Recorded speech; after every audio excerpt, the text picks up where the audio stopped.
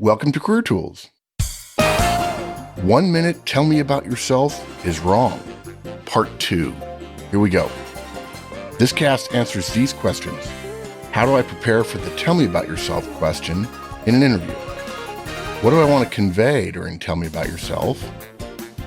Why do I get asked, tell me about yourself, and what's the right way to answer? Folks, regarding the M Conference, we only have a few slots left here in August, about 6 to 8 weeks before the M Conference in Dallas, October 9th and 10th. If you're a first-line manager and you've just been a manager for 6 months, or if you're at a very small firm, the M Conference is probably not for you. If you're a first or second-line manager, you have some experience, you're at a bigger firm, and you're starting to ask bigger questions about organizational leadership, being a leader, being an executive, the M Conference is something you should be looking at. We hope to see you there. Okay, so you want to give a just right answer, Lindy? Yeah. By the way, folks, if you don't realize this, I'm quite famous for having extensive interviewing experience. I use the word famous loosely, of course. I'm well known for, you don't want to interview with me. We say no fairly regularly to people that are interested in getting hired by us. And tell me about yourself is, in my opinion, one of the real distinguishing questions in a professional's life. And I love the question. Not only do I love the question, asking it and probing and so on, which, by the way, you can learn about in my new book, which is coming out in October, called The Effective Hiring Manager. But Wendy knows that she's about to give an answer she prepared, and I'm going to listen to her tell me about yourself answer. So, folks, you don't realize this. There's some subjects here, but Wendy is not going to dig the next couple of minutes. And to be fair to her, I won't interject. I'll want to. No, let's do that. You think? Yeah, I just thought that as we were starting recording, I've just had, oh my God, the best idea. If I start, why don't you interrupt and we'll do it like a real sample. It's going to be a bloodbath. It'll be nice for you and horrible for me. Like all the listeners are like, ooh. Good. So, Wendy, take a few minutes. Tell me about yourself. Well, I grew up in West London, the eldest of 3 children. I went to grammar school and then to university to study business German and business information systems. Wendy, I'm so sorry. Let me interject here real quick. You know, London is my favorite big city in the world. West London, how far west? Where, roughly? Roughly between Heathrow and Windsor. Oh, okay. So further. Okay, so quite far out. And a Brit would call that West London. No offense, I think of Hammersmith as West London. Yeah, and people in the southeast would think of Hammersmith or Chiswick as West London, and they would think of where I live as around the M25, which is a circular freeway that goes around London, and it's a kind of barrier between real London and not real London. Okay. But to other audiences, to a wider audience, we usually say West London. Yes. Okay. Good. All right. What I really wanted to ask, though, I just couldn't pass up the opportunity for London. But what I really wanted to ask, though, was, I mean, you just slipped in there, business German and business information systems. So tell me why German or why business German? This is interesting. Well, university was my first dealing with adversity, my first experience in dealing with adversity. I don't know if you know, but in the UK, we do exams at 16, and then we do another set at 18, which are called A-levels. And I had loved doing German at school, and I'd done well in my GCSEs, my 16-year-old exams, and I wanted to carry on doing German. So I did it at A-level, still really enjoyed it. It was a language that made sense to me. I also, for my A-levels, I did economics, and I wasn't very good at it. I didn't understand it, but I passed. But my A-level grades were quite poor. I discovered boys, which was just a really bad thing at 18. And so I couldn't get onto my preferred course. So I wanted to do a European languages course, which would have had me living all over Europe while I was doing my degree, and I didn't get the grades. You know, you and I have talked about this a little bit before this interview. You really wanted to live abroad. That was a big thing for you. Yeah. all my life. I don't know why. I never wanted to, and it wasn't so much that I didn't like England. It's just I like living somewhere else. It's more fun to me. So I didn't get good grades, and when you don't get good grades, you have to go through something called clearing, and basically you called. I'm sure it's on the internet now, but at the time you called all the universities and said, "I didn't get the grades to get onto the course. What will you put me on?" And my university had quite a rare course at the time that where you could just make it up. You could just choose different things and put them together. And so what I put together was the business German, which I had enjoyed economics, even though I wasn't very good at it. So business German was basically economics in German, which I loved. And business information systems was computers, or what they called computing then. And I had to have one course at school in computers, which I'd enjoyed. And the person on the phone suggested that I did that. And I went, okay. Because at the time I was devastated that I'd got bad grades and I was having to go through this process.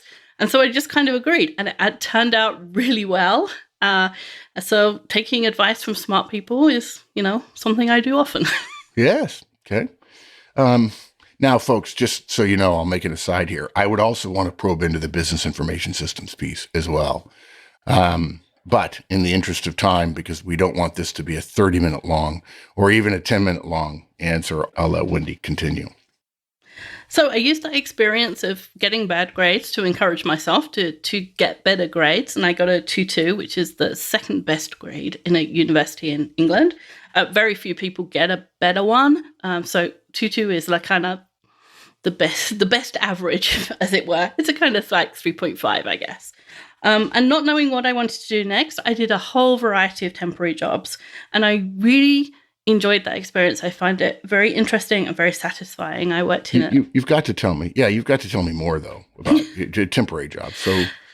So I would go to an agency and say, hey, I'm available, and they would send me out somewhere. And so I went to government jobs. I went to companies. I went to companies in all sorts of different industries. I worked for an architect's company firm for a little while. I learned about a million jobs that I had no idea existed. One of the jobs that I did, I worked for the Ministry of Agriculture, Fisheries and Food. And one of my jobs was logging in milk that was sent in from farms so it could be tested for various diseases. Who knew that job existed? Wow. And I got a real reputation for working hard and for being able to adapt and to get to companies and just be able to fit in and get done what they wanted. A lot of people I interview say, I had to make money. Was it a good bit about money, but a lot about learning? And what was the purpose of the learning? It's a really good question, which is something you should never say in an interview, because the interviewer always thinks, I know, that's why I asked it. It was about money. I needed money. I needed a job, like everybody else. I think I remained doing temporary work rather than looking for something more permanent because I enjoyed the challenge of going somewhere new, of being given a problem and creating a solution for people who were stressed because there was too much work and not enough people, or a particular problem had come up and they needed some extra help. And so I got to go in and be the savior, which was kind of fun. I liked creating order out of chaos. And I really like learning. And it's a kind of, if I hadn't done that, I'd have gone back to university and done a PhD and probably stayed in academia, just because I'm fascinated by so many things. Yes. Okay, good. Okay, pick up where you left off. Yeah, I got a reputation for going to difficult places, and eventually I got sent to a job in IBM, which had been filled a couple of times by temps before, and they hadn't lasted. So I was told, go to IBM and work for this lady. She's difficult. And she wasn't difficult, and I solved her problem. And then she had a manager who also had a problem with not enough staff. And she said, oh, go work for Kim. So I did. And it turned out that Kim worked on a recruitment team. And so I started to learn about recruitment, about filling what roles were, about how to describe them, about how to fill them, about the market for them, and so on. And I discovered that it was one way of finding out about even more jobs that I didn't know existed. I could grill people about their jobs, and that was it. I could interview all day, every day, because I loved talking to people about what they'd done and how they'd done it and how successful they were. Yeah, I would generally agree. That's a big part for me of my interviewing experiences. I enjoy asking people what they've done, how well they've done it, and listening to them. And that's really what taught me about how communication is different with everybody. It's amazing to me how some people, the range of ability to communicate an idea and get your idea across briefly between two people with exactly the same backgrounds can be so enormous that one person is priceless and the other person wouldn't be able to do a particular job. So good. Well, let's stop there. Yeah, should we get back to the in cast? the interest, yes. Well, I think that in a way that was the cast, because that's a good example of a 3 to 5 minute answer. Now, I could have probed a little bit more and gone a little bit longer, but I learned a couple of things really, really good. In fact, I did not know. I don't remember when I interviewed you saying that your job at IBM was what turned you on to recruiting because you were on a recruiting team. I did not remember that. And your joy of learning about more jobs.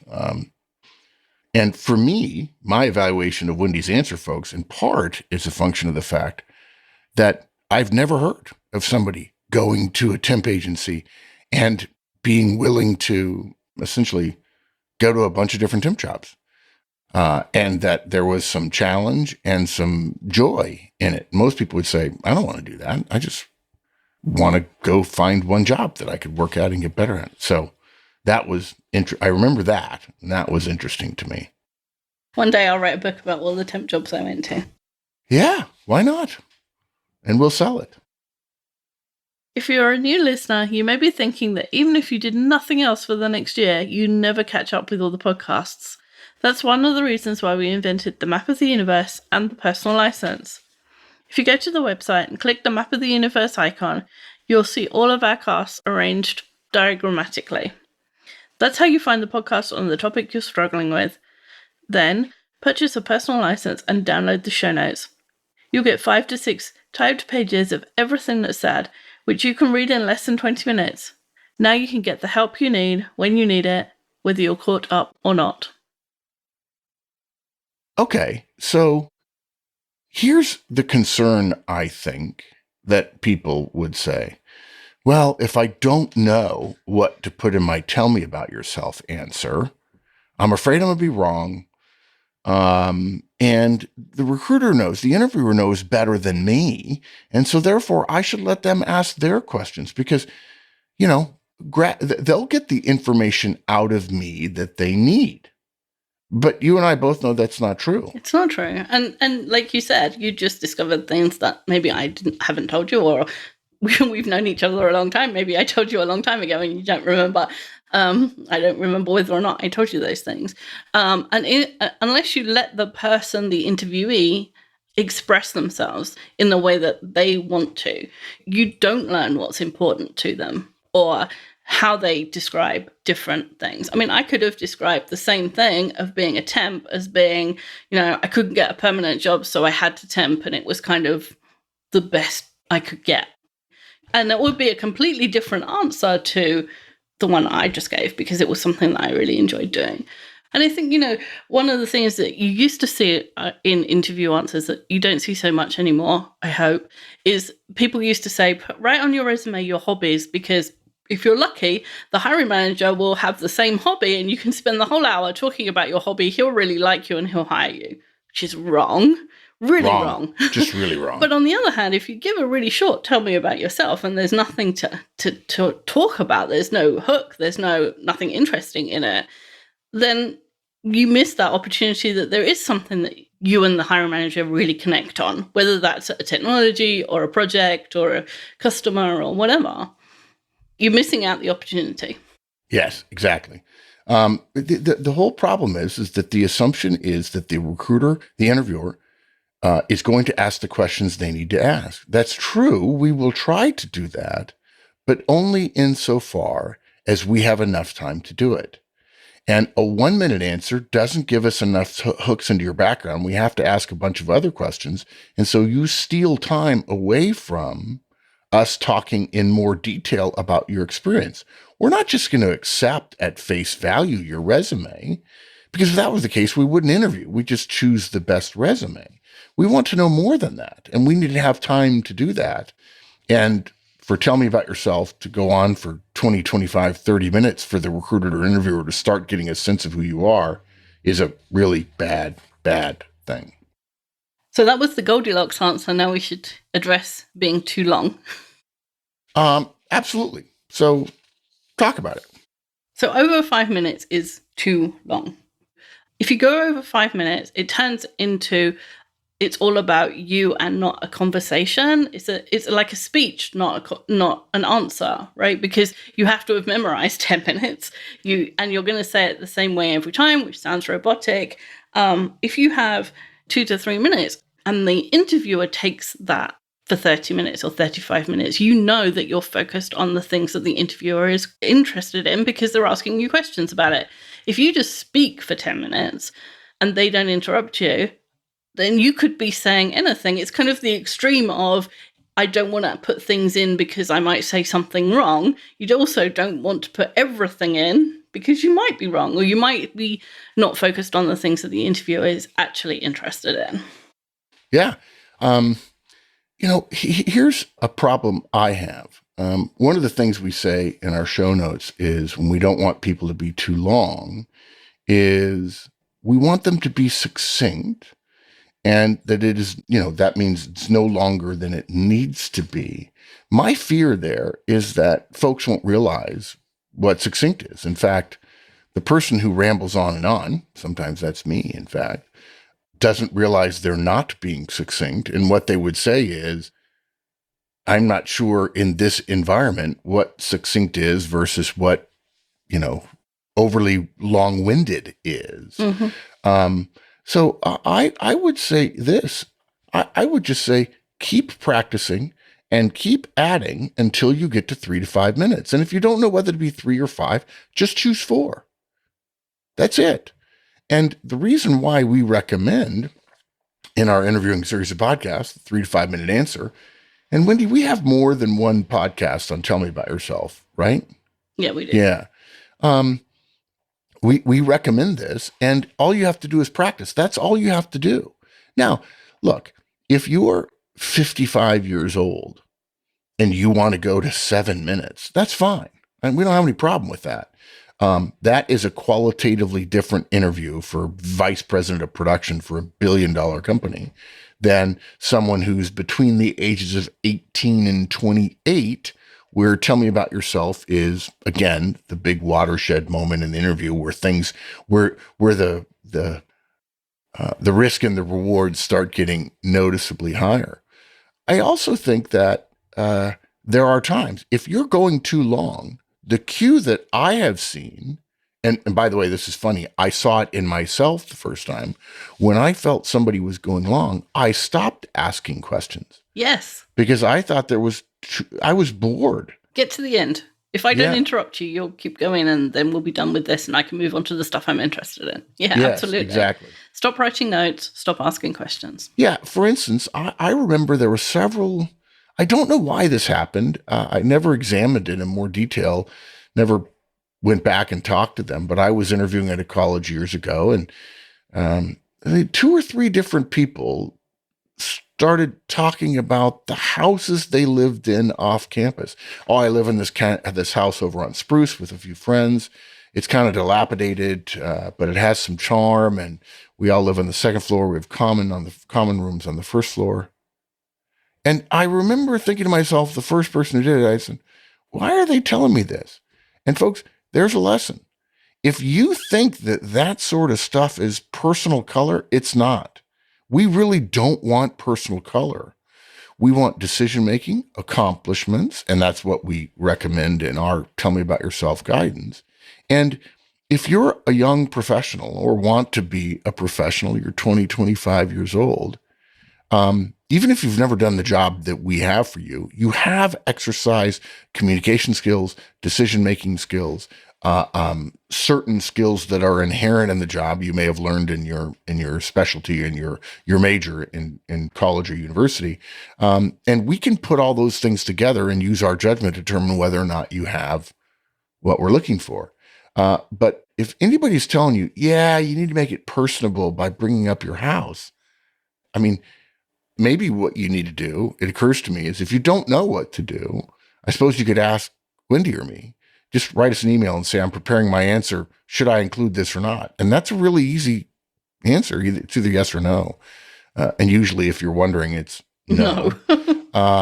But the point I was making was several people did that. And it occurred to me, some person in a college placement office told them, yeah, you need to tell them something, I really like plaid, or I prefer Oxfords and not brogues, or, Or one of their friends got a job and said, this is what I did. And they got a job despite it. And now everybody thinks they got a job because of it. Yeah, that's right. Despite versus because. There's an entire book to be written about that. Yeah, good. So again, folks, 3 to 5 minutes. Organized by time, but I would be cautious there. More likely the theme is decisions you made, goals you set, and goals you achieved. Don't go longer than 5 minutes. Pay attention to the body language and questions you're getting. And you should have a different tell me about yourself answer, not significantly different, not 50% different, depending upon the type of role you're interviewing for. Now, if all you're interviewing for is software development roles at technology companies in a certain area of the country, fine. It can be 90% the same. But if you're interviewing for an operations job, a sales job, a manufacturing job, the way I did, gosh, it's been how many years ago? 30 years ago, whatever. More than that, actually. Then you're going to have different tell me about yourself answers. Yes, you need to have read the job description, read all the information you can get, and then you decide, okay, what is it that's important to this person? Because they hint to that. They tell you that in the job description. When, problem solving is important versus communication, which may just flavor the way you say the same thing, describe the same experience. Wow. And if you think that you're going too long because, the hiring manager's eyes are glazing over, you can say something like, oh, I'm sorry, I think I'm giving you too much detail. Is there something you'd like me to focus on in my answer? And then, for heaven's sake, do whatever they tell you if to they do. tell you what to do it. Okay, so let me see if I can summarize, since tell me about yourself is such a personal. I actually said to Wendy, I want to help you record this Career Tools Cast. This should be an easy win, okay? Unfortunately, there are forces out there, stupid forces, telling you to do the easy thing rather than the hard thing. And you end up missing the opportunity to tell a hiring manager how great you are because A, you were prepared, B, you had good communication skills, and C, you gave them enough time in order to ask you the important questions, and you didn't do what everybody else is doing. A longer than 1 minute answer is not only better, a 1 minute tell me about yourself answer is a mark against you, but recruiters and interviewers have learned to accept it and simply dig down deeper and take you through a series of more questions that take longer and frustrate them, but they can't just stop the interview after 10 minutes when they get to tell me about yourself and yours is a terrible answer. So you're going to have to practice. I prefer the word practice to rehearse because I don't want you to think you're memorizing your lines, because when you practice an answer, I promise you, you'll do it differently every time. And of course, if you get our interviewing series, which is available on our website, we'll tell you how to answer in even more detail and encourage ways to practice also.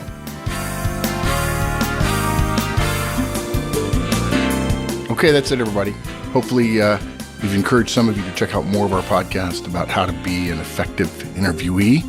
The market is really good right now in 2019, but that doesn't mean you shouldn't be prepared.